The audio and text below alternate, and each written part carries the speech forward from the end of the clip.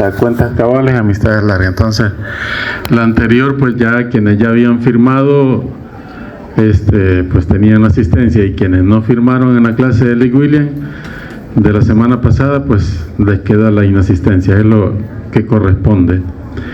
Ya lo que dio el IC estos 40 minutos correspondía a la clase, pero es más ganancia que otra cosa, porque pudo él con el tiempo ampliarse en un tema que es muy importante para ustedes, ¿sí? Bien, vamos a seguir con los temas. Es otra infección que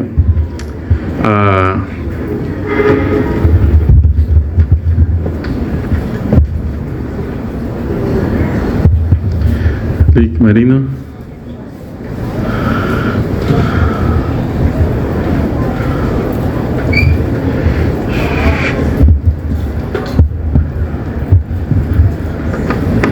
Qué bárbaro. Bien, es otra infección que quizás no le damos la trascendencia como por ejemplo, la infección por VPH u otras que hemos estado viendo en los días anteriores, pero es igual de importante, ¿verdad? Porque sí va a estar causando problemas en algunos grupos poblacionales. Quizás los grupos más importantes para los cuales la infección, pues a ustedes como médicos les debe de interesar. Bueno, voy a dejar a que terminen de platicar, chicos. ¿Ya fueron al baño? ¿No han ido al baño? 5 minutos para que vayan al baño.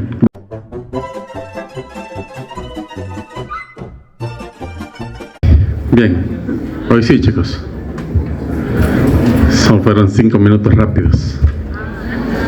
Vaya, sentados, pues ya no les quiero escuchar hablando.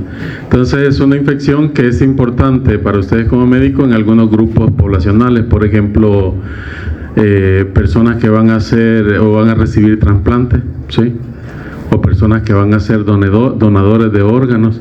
Es importante verificar y estudiar a estos pacientes que no exista la infección, por el riesgo de que la persona trasplantada sufra de la infección clínica, de la enfermedad clínica por CMV, o además que se pierde el trasplante, el órgano que va a recibir. Entonces es un tema bastante complicado en este grupo poblacional.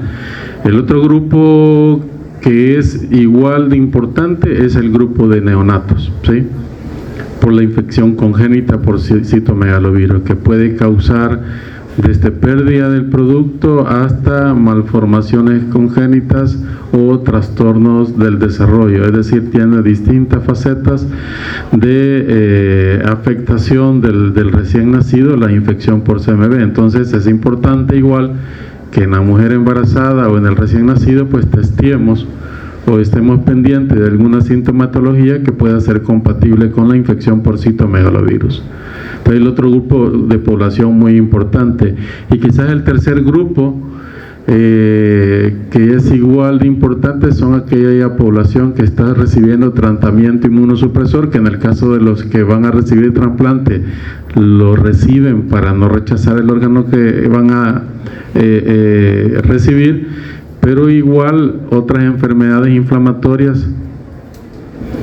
Hey, ustedes dos, di 5 minutos para que platicaran. Sí. No sé qué me pasa hoy, que vengo escuchando, pero bien, no sé, quizás me bañé de más, pero escucho bien y ahí están platicando los dos, ¿ya? O uno de los dos se va para atrás, o ¿cómo hacemos? ¿Quién de los dos se va a ir para atrás? ¿Usted de blanco? Bueno.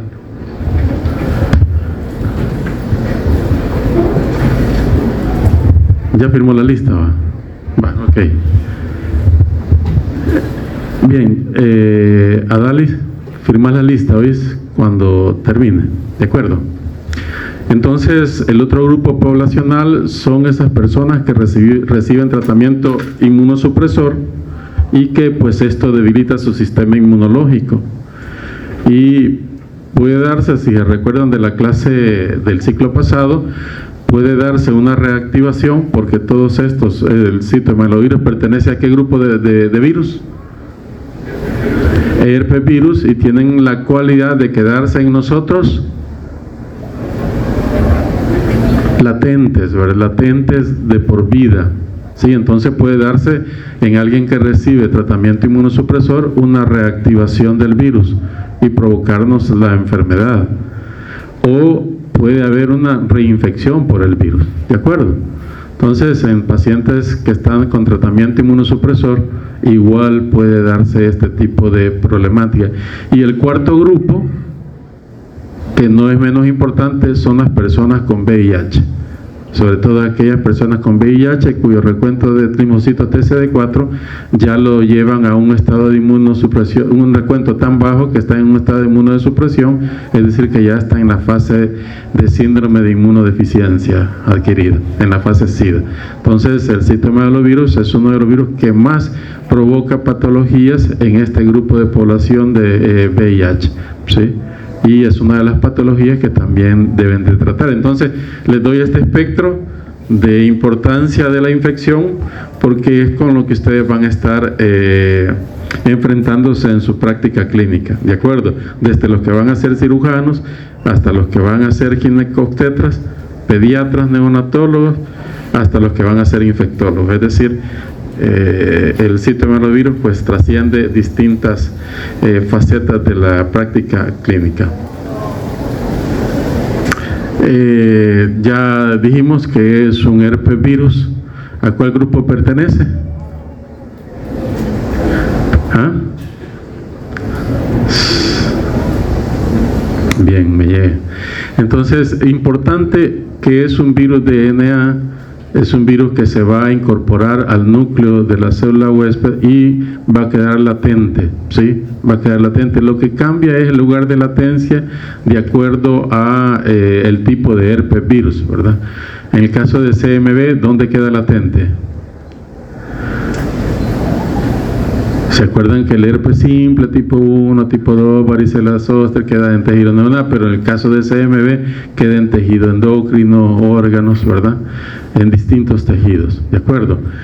Y entonces queda otra característica muy importante, entonces la latencia con la posibilidad de recurrencia. A la edad que tenemos todos, bueno, que tienen ustedes, y no digamos la que tiene el Igmerino, la que tengo yo, ya la mayoría estamos infectados. Si hiciéramos una prueba de anticuerpos contra CMV, probablemente la mayoría a la edad de ustedes ya estaría, o en todo caso nos saldría ahí por el 70-80% de infección por CMV. La mayoría de los que nos infectamos probablemente padecimos de algún proceso de tipo resfriado, ¿sí?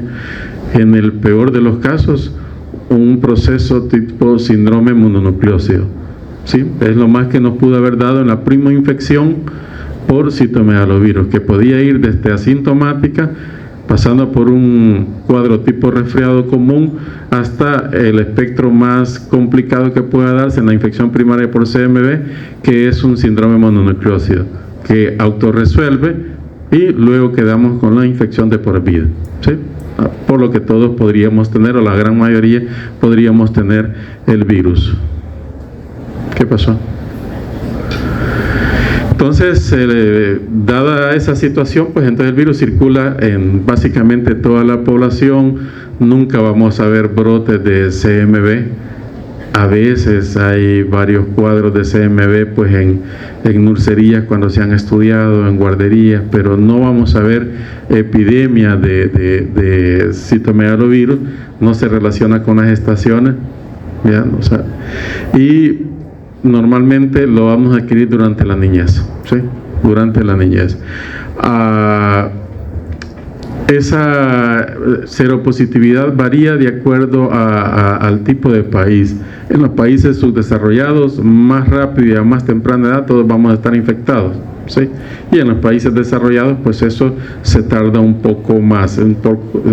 La infección se puede adquirir más tardíamente, pero igual siempre al final en la adultez, pues la gran mayoría podemos estar infectados.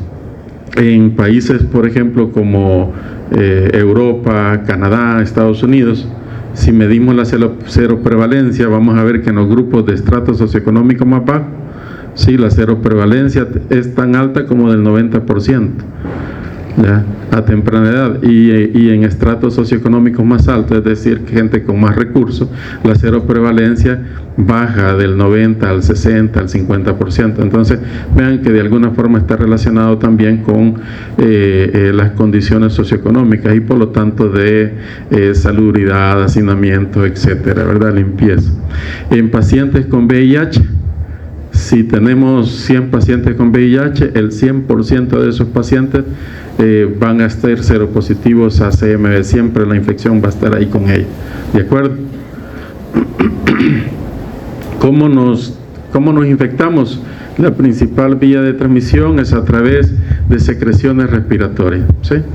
Entonces, eso responde por qué los niños en las guarderías, en las nurserías, pues se van a estar infectando. Con un niño que está infectado, van a tocar la pelota, se meten la pelota a la boca, el otro la agarra, se mete la mano a la boca. Estamos hablando de niños pequeños, estamos hablando de 2, 3 años, ¿sí?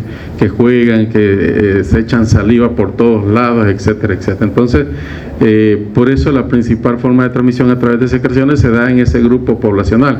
A eso se le suma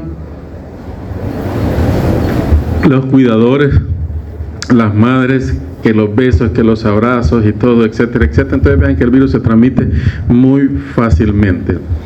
Además de ese mecanismo de transmisión, que es el más frecuente y es el que provoca la mayoría de infecciones a temprana edad, el virus va a estar presente en otras secreciones, por ejemplo en orina, saliva, semen, leche, secreción de cuello uterino, exudado faríngeo, va a estar en leucocitos circulantes, etcétera. Es decir, que el virus va a estar en casi cualquier secreción del organismo, en casi cualquier órgano de nuestro organismo, ¿de acuerdo?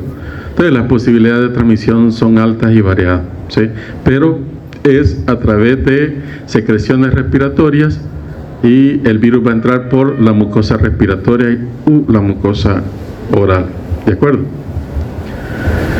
Entonces el contacto sexual pues se ha descrito, pero no es la generalidad, como con otros virus que hemos hablado, por ejemplo que hablábamos de monkeypox, ya que no es una infección de transmisión sexual bajo ninguna circunstancia, igual CMV, pero la posibilidad existe, sobre todo en pacientes inmunosuprimidos, que puede haber una transmisión. Trasplante de órganos es otra posibilidad. Una persona que no haya estado infectada por CMV y va a recibir un órgano y esta persona sí está infectada, es muy probable que le dé la prima infección, ¿sí? La prima infección y que termine sufriendo de la enfermedad clínica y además rechazando el órgano, ¿sí?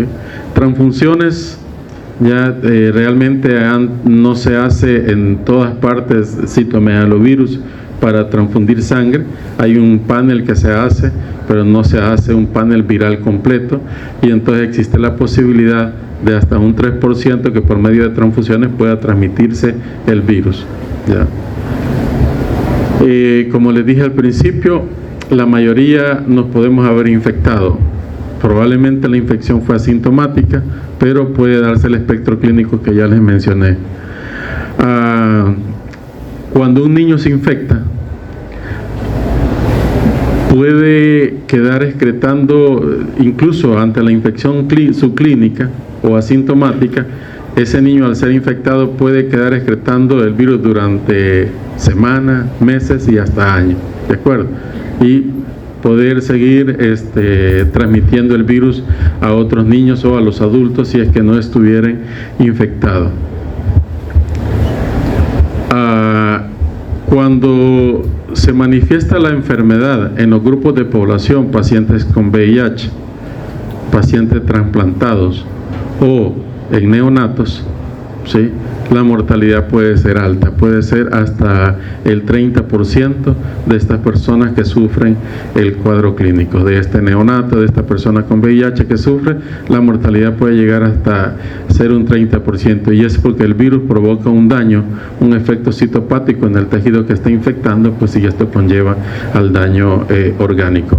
Ese efecto citopático se le llama enfermedad por inclusión citomegálica y genera una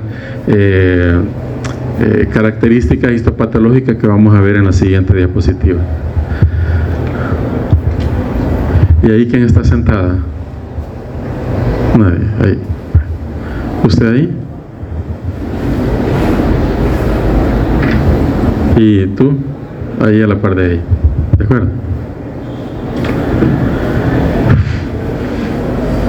Ahí pueden dejar sus cosas y después las marcan. ¿Está bien?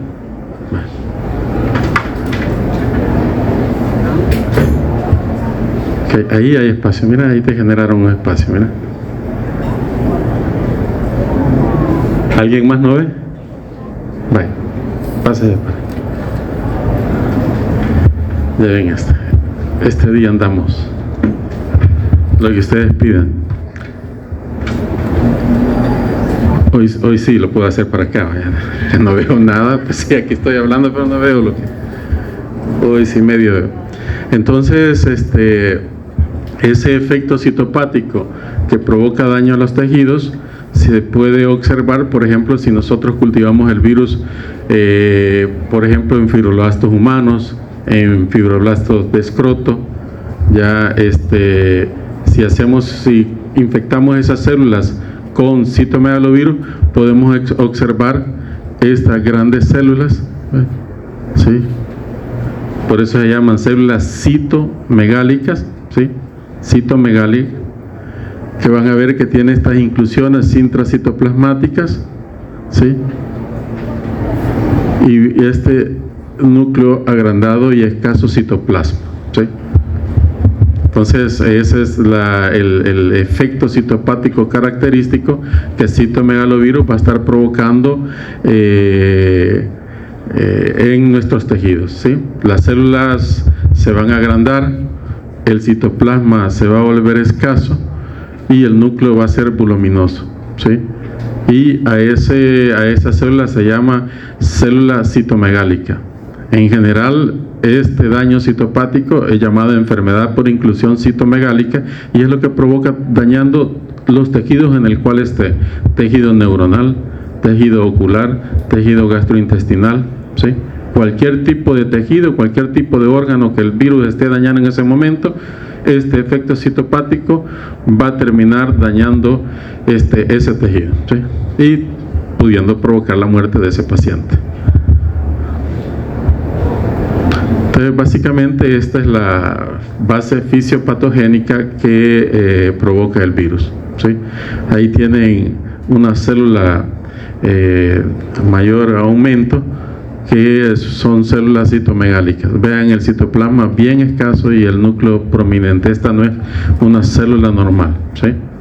Aquí ven ustedes unas células normales, pero esta es una célula citomegálica. Miren, el núcleo muy prominente y el citoplasma bien escaso. Miren, citoplasma casi ni se lo observa. ¿De acuerdo?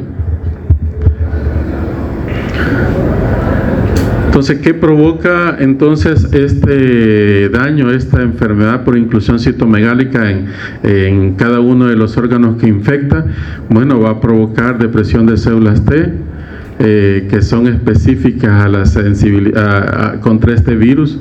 Es decir, que la respuesta inmune también va a estar modulada a favor del virus, disminuyendo la neutralización de CMV en estas personas inmunosuprimidas. Imagínense un paciente con VIH que de por sí ya tiene la depresión de linfocitos TCD4 y el mismo virus CMV provoca enfermedad por inclusión citomegálica en muchas células de tejido de la respuesta inmune. Los anticuerpos antivirales que se generan, si es que se generan en estas personas inmunosuprimidas, pues no neutralizan el virus, ¿sí? No neutralizan. Lo que hacen es modular la infección, y por eso nosotros logramos en la primoinfección modularla y controlarla, pero la infección por eso siempre queda latente, porque no neutraliza por completo el virus, no la elimina la infección, solamente la modula. Entonces, esa inmunomodulación pues es producto del efecto de varias proteínas del virus, que termina provocando que el virus quede latente, pero que además en personas inmunosuprimidas pues el virus pueda reactivarse y provocar enfermedad, ¿sí? Esto ya lo estuvimos hablando. La infección puede ser asintomática, rara vez se va a manifestar, pero puede darse.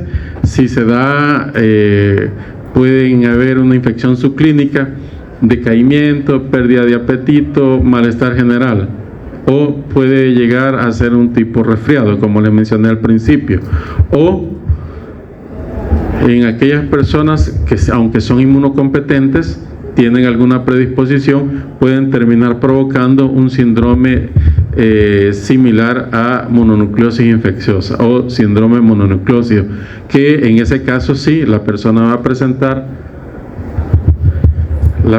puede presentar fatiga, dolor de garganta, puede tener ganglios inflamados, amígdalas inflamadas, puede haber fiebre variable, ¿sí? Van a haber adenopatías en cuello, en axila, dolor de cabeza, ¿sí? Entonces, todo lo que caracteriza, cuando veamos la clase de mononucleosis infecciosa, que la íbamos a ver ahora, pero como solo tuvimos una hora, pues no, la vamos a ver la próxima semana, vamos a ver eso. También puede haber un exantema, ¿ya?, que probablemente nos puede hacer pensar en otra enfermedad, porque como va a haber fiebre, dolor de cabeza y exantema, podemos estar pensando que puede ser otra enfermedad, pero realmente es un síndrome mononucleósido por infección por citomegalovirus. A veces al examen clínico de estos pacientes puede haber esplenomegalia, incluso en algunos puede haber hepatomegalia, ¿sí?, por el daño a las células de estos tejidos por inclusión citomegálica y la consecuente reacción inflamatoria. Puede haber, como dije al principio, debilidad general. Entonces, este síndrome mononucleósido es lo peor que podría pasar en una primera infección en un huésped inmunocompetente, ¿sí?, en un niño o en un adulto que por primera vez se infecta. Después de que pase el síndrome mononucleósido, pues la infección resuelve. Como dije al principio, a veces los niños sobre todo pueden quedar excretando el virus durante semanas, meses, ¿sí? Sigue excretando el virus y transmitiéndolo, pero la infección resuelve sola, ¿sí?, más no desaparece de nuestro organismo. A veces en los exámenes de laboratorio vamos a encontrar enzimas hepáticas alteradas,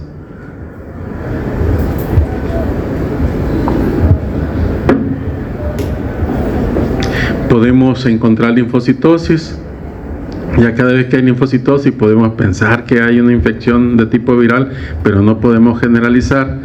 Puede haber colistasis, trombocitopenia y proteína C reactiva puede estar aumentada y otras pruebas. Y los anticuerpos anti-CMV también pueden estar presentes si los testeamos a través de una prueba serológica.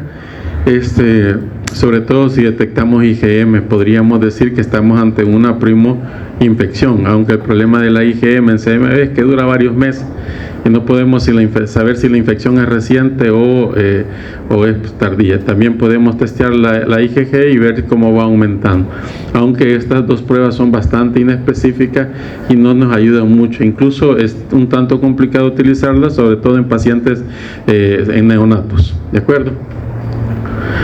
Cuando esta primera infección se da en paciente trasplantado, la enfermedad es grave, ¿sí? No se da el síndrome mononucleósido, sino que se da una enfermedad por inclusión citomegálica con falla multiorgánica y la consecuente muerte. Ya vimos que es hasta el 30% de muertes en las personas que se infectan. En el caso de la infección congénita, a pesar de que la prevalencia de la infección es alta en la población, pero realmente solo en 1% de los nacidos vivos, por ejemplo en Estados Unidos, acá no tenemos estudios de eso, se trató de hacer un estudio en el Bloom, pero no se logró culminar. Solo en 1% de los nacidos vivos en Estados Unidos se logra demostrar la presencia de CMV, es decir, que adquirieron la infección de forma congénita antes del nacimiento. Pero de ese 1%, solo el 10% va a presentar signos y síntomas de infección por citomegalovirus, ¿sí? ¿Qué vamos a ver en esos neonatos? Va a haber exantema, podemos observar petequias, hepatoesplenomegalia. Cada vez que usted tenga un neonato y tenga exantema, usted piense en una infección neonatal, una infección congénita, ¿sí? Tiene que pensar en varios virus: rubeola, herpes virus, parvovirus B19, citomegalovirus. Tiene que pensar en varios virus cuando usted observe esta sintomatología que se describe ahí, ¿de acuerdo? Pero en este caso, la más relacionada con CMV, vamos a ver este exantema, podemos ver petequias, podemos ver el vaso y el hígado que va a estar agrandado en ese neonato, podemos ver los niños ictéricos, y eso es bastante frecuente. Entonces, una de las infecciones que ustedes deben de descartar en el niño con ictericia, en el neonato con ictericia, es infección por citomegalovirus. Puede haber microcefalia, y eso le denota que hubo una infección congénita que terminó dañando el tejido neuronal, trombocitopenia, colestasis, lesión hepatocelular. Entonces, es decir, que hay un grado variable de daño al neonato. Sin embargo, en general, la patología orgánica va a ser autolimitada. Puede haber daño al sistema nervioso central, sobre todo cuando vemos niños con microcefalia. Ese daño va a ser permanente, ¿sí? Ese daño ya no se va a revertir, va a ser permanente. También puede haber retraso del desarrollo, puede haber actividad convulsiva, ¿sí? Puede haber deterioro neurológico, pérdida de audición. Ya es característico en este tipo de pacientes, aunque no en todos los infectados, como dije, solo el 10% va a presentar signos y síntomas característicos, pero el resto puede presentar infección subclínica, ¿sí? Esta infección subclínica va a presentar menos secuelas permanentes, ya, menos secuelas permanentes, pero vamos a observar que estos niños, conforme van creciendo, les vamos a ir detectando algunas deficiencias. Por ejemplo, deficiencias auditivas de tipo neurosensorial, ¿sí? Para un ejemplo, entonces puede ser que durante el nacimiento no observamos ninguna afección, ningún cuadro clínico, no detectamos CMV, y al año o 2 años empezamos a ver que hay problemas auditivos de tipo neurosensorial. Investigamos en retrospectiva, y hoy tenemos la ventaja que se va guardando la gota de sangre de los plantares. Hoy se va guardando, e incluso podemos ir a tomar esa muestra de sangre y testearla para ver si había infección por CMV al nacimiento, ¿sí? Infección por CMV al nacimiento. Estos niños recién nacidos, igual que los infantes, cuando se infectan, van a quedar excretando el virus durante años, ¿sí? Meses o años, ¿de acuerdo? En trasplante de órganos, sí, es la infección más común post-trasplante. Así que quienes van a ser trasplantólogos, cirujanos trasplantólogos, ¿ya? Aquellos que se van a dedicar a hacer trasplante de riñón, ¿sí? Trasplante de ¿qué? De hígado. ¿Qué van a trasplantar? Uno de sus peores enemigos va a ser el citomegalovirus, ¿sí? Hasta el 60-100% de los seropositivos que han recibido un trasplante van a empezar a excretar el virus, ¿ya? Porque, como les dije al principio, estos pacientes son sometidos a tratamiento inmunosupresor para que no rechacen el trasplante, pero ese tratamiento provoca la reactivación o la reinfección por CMV, o lo que es peor, si no estaban infectados y el órgano iba infectado, ya esa infección no solo va a provocar la pérdida del órgano, sino la muerte del paciente. Entonces, el origen del virus en estas personas trasplantadas va a ser por reactivación, como ya se los mencioné, por los productos hemáticos que también se le puedan transfundir a esta persona. Ya vimos que hasta el 3% de las transfusiones podrían llevar el CMV a nuestro paciente, o por la infección del órgano trasplantado, ¿de acuerdo? El riesgo va a ser mayor de receptores seronegativos, ¿sí? Es decir, un receptor de órgano que no se le detecta anticuerpos contra CMV, y que va a recibir el órgano de un donador seropositivo, ¿sí? Es decir, un donador que ya está infectado con CMV. Entonces, una de las cosas a evitar es buscar un donador que fuese seronegativo, ¿verdad? Seronegativo, para tratar de reducir las posibilidades del rechazo a ese trasplante. Después del trasplante, más o menos en la 3ª, 4ª semana, podemos observar el rechazo, ¿sí? Y el desenlace pues va a ser el que les he explicado. Bien difícil recuperar ese órgano y que ese paciente pero igual hay tratamiento con anticuerpos monoclonales, etcétera, que se pueden utilizar a fin de tratar de combatir la infección y que no se rechace el órgano y que nuestro paciente se pueda recuperar. Además del daño al órgano trasplantado, en las personas que han sido receptoras puede haber neumonitis, hepatitis, síndrome similar a mononucleosis infecciosa, ¿sí? Y el virus se va a estar aislando de distintas secreciones y fluidos de orina, sangre. Cuando se está aislando en este paciente trasplantado tanto de orina y de sangre, me está diciendo que hay una alta replicación de CMV, que hay una viremia alta, que el virus está por todos los órganos y pues es un presagio de anormalidad multiorgánica. Entonces, si en nuestro paciente trasplantado estamos viendo un cuadro de síndrome mononucleósido, ¿sí?, pero además detectamos que es CMV, pero ya lo detectamos en orina y en sangre, ese es un presagio de que a posterior mi paciente va a presentar una falla multiorgánica y por lo tanto no solo va a perder el órgano, sino que puede terminar falleciendo. ¿En qué porcentaje provoca los fallecimientos cuando se da este cuadro? 30%, ¿verdad?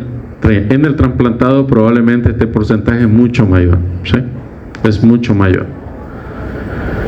Entonces, pérdida del trasplante, y si ese trasplante era de vida para el paciente, pues el paciente termina falleciendo o porque pierde su órgano o por la infección propiamente dicha.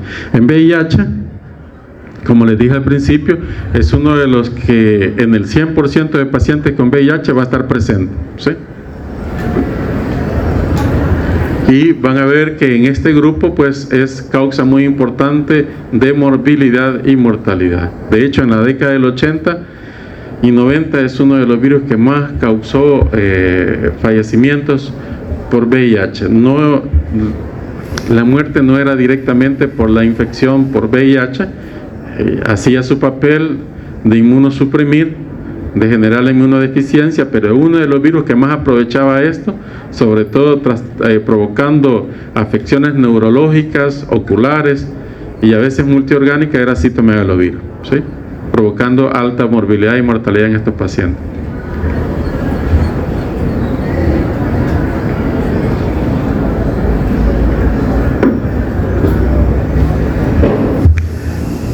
Entonces, la seropositividad de CMV, como lo dije al principio, va a ser del 100% en estos pacientes con VIH. Entonces, si alguien va a estar manejando a estos pacientes, uno de los virus que tiene que estar vigilando pues es CMV. ¿Qué horas son, chicos? Ok, ya terminamos casi en media hora.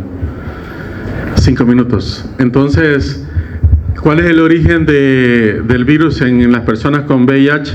Bueno, primero el virus endógeno adquirió la infección cuando pequeño o a la edad que haya sido, después se infectó con VIH.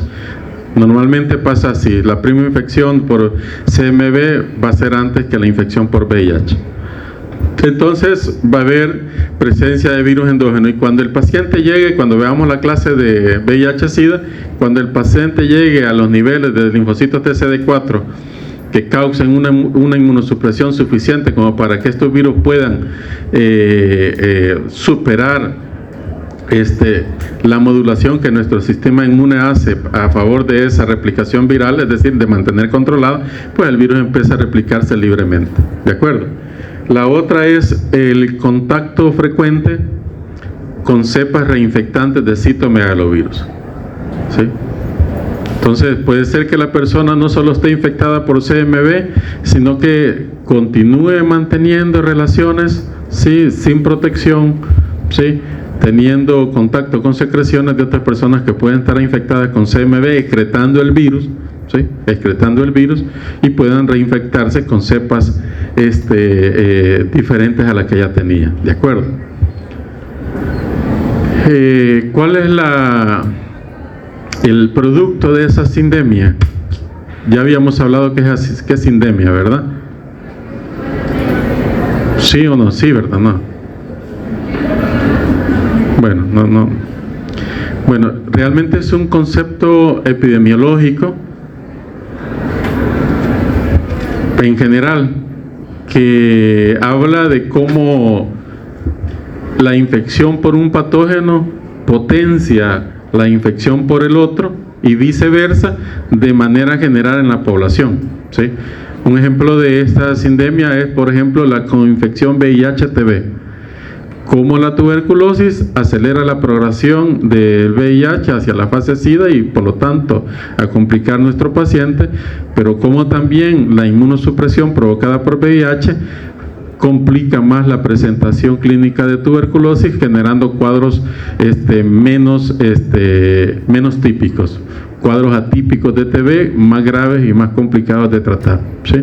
Entonces ese es un ejemplo de sindemia, que es un concepto epidemiológico que aumenta la carga de la enfermedad en general en la población, pero de manera individual en el sujeto. Esa sindemia se evidencia en la progresión de la enfermedad más rápida y más grave. En el caso de citomegalovirus y VIH, igual es una sindemia, ¿sí? Ambas infecciones se potencian mutuamente y va a acelerar la evolución a la fase SIDA, ¿sí? ¿De acuerdo? Esto pues no solo es algo observable clínicamente y documentado, sino también en laboratorio se ha comprobado. Cuando se infectan cultivos celulares con VIH y además se coinfectan con CMV, eso acelera la multiplicación en ese cultivo celular del VIH, ¿sí? Ustedes vean que en este caso CMV favorece la multiplicación de VIH y por lo tanto acelera más rápido la evolución de estos pacientes a la fase SIDA. Cuando tenemos linfocitos TCD4 iguales o menores a 50 por milímetro cúbico, ya es el riesgo de una infección invasora por CMV, ¿sí? Cuando usted tenga a su paciente, le mande al recuento de linfocitos TCD4 a su paciente viviendo con VIH y le aparece esto, una de las infecciones que usted debe tomar en cuenta que puede provocar una infección invasora hasta un 30% mortal si no se maneja a tiempo, es la infección por CMV, ¿sí?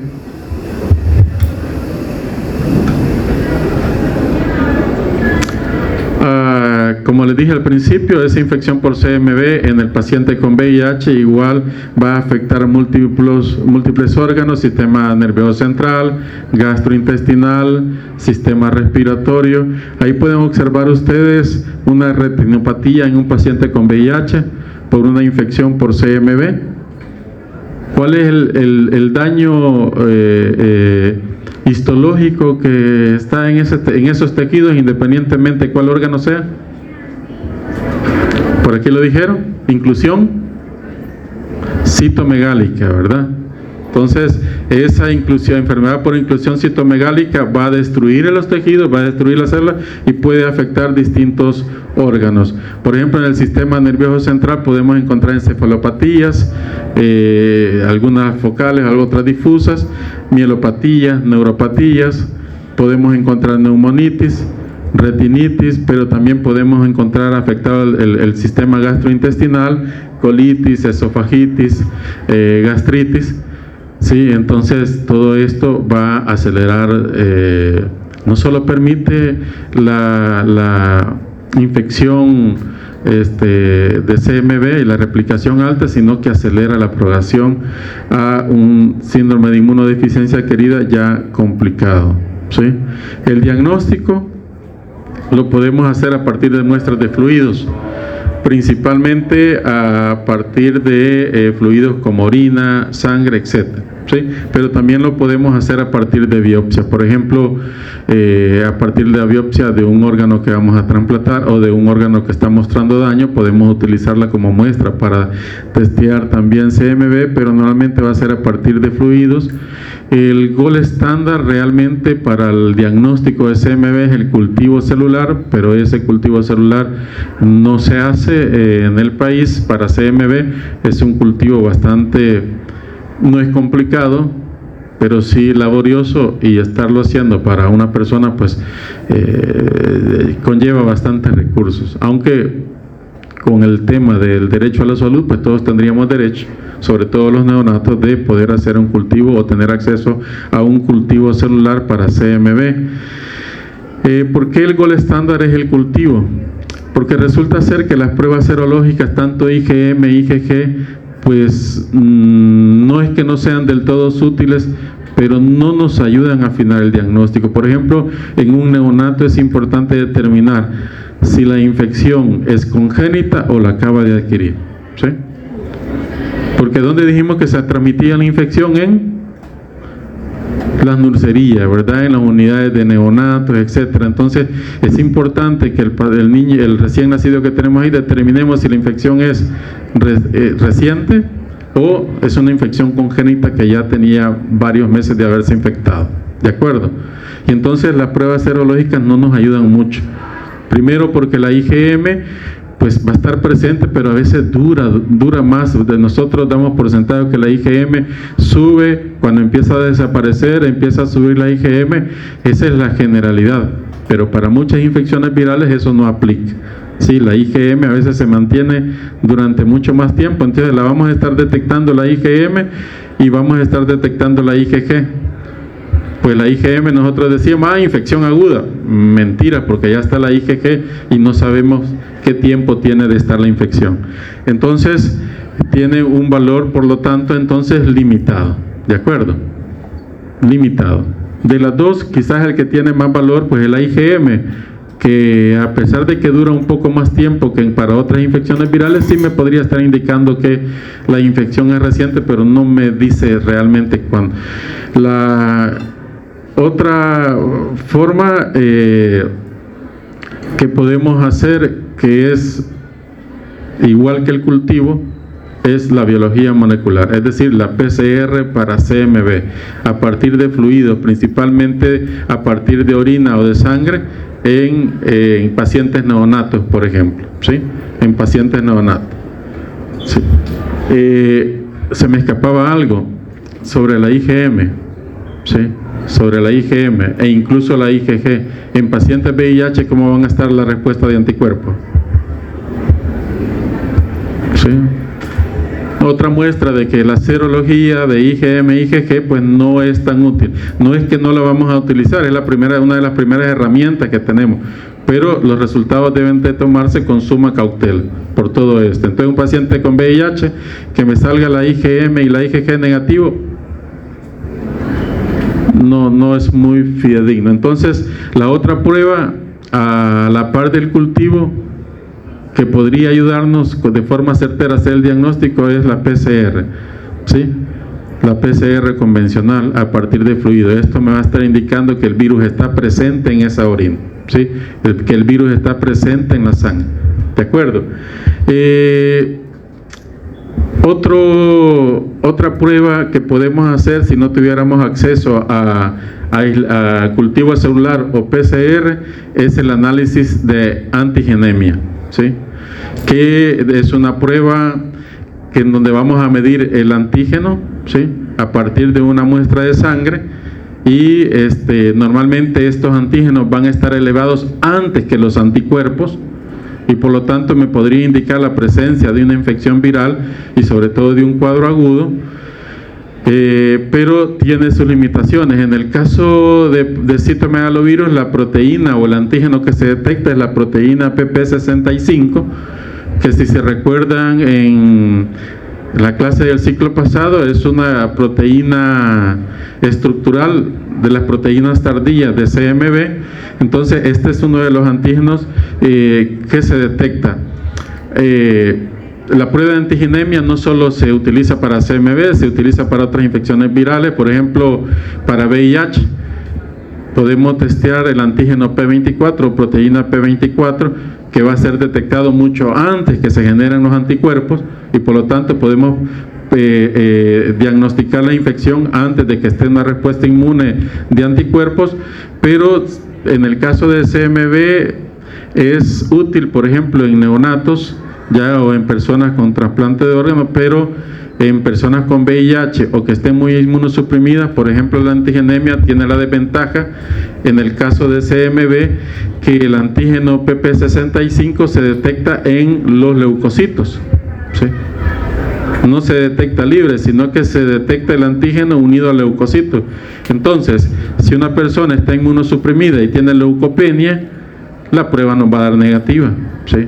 Entonces la prueba de antigenemia tiene esa desventaja en el caso de CMV. Si ya tenemos un paciente con VIH con inmunosupresión grave o un paciente con tratamiento inmunosupresor, podemos esperar que haya leucopenia y por lo tanto la prueba de antigenemia no nos va a ayudar porque nos puede salir negativa, porque el antígeno PP65, como repito, se cuantifica unido a leucocitos, ¿sí?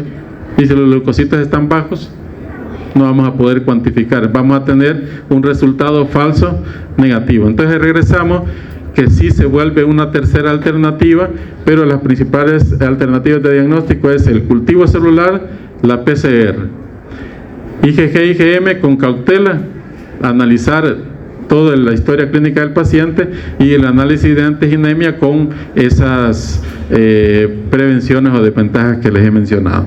¿De acuerdo? Siempre, a pesar de lo que he mencionado, ya ahorita terminamos, chicos. 30 segundos. A pesar de, sí, ya, 30 segundos. A pesar de lo que les he mencionado, de que la IgM y la IgG, pero es lo que tenemos, ¿sí? No tenemos cultivo a la mano, ni tenemos PCR a la mano para CMV. Entonces, por lo tanto, siempre dejemos una IgG específica para CMV en nuestro paciente. ¿De acuerdo? Siempre dejemos, porque por lo menos eso nos da la alerta de que hay inmunidad, ¿sí? Si va a ser un paciente trasplantado y tiene IgG, sabemos que el virus ahí está latente, pero también sabemos que hay una respuesta, que hay IgG, ya que no elimina el virus, pero modula la infección.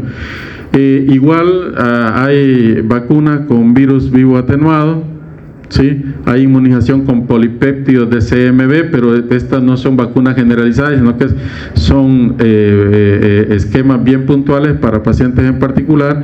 También hay vacunas recombinantes, ¿sí? Y lo importante es el diagnóstico temprano, sobre todo en donadores, en pacientes VIH y en trasplantados, ¿verdad? La terapéutica, esa la van a ver ahí en fármaco, pero normalmente con ganciclovir y foscarnet podemos tratar la infección fácilmente, ¿sí?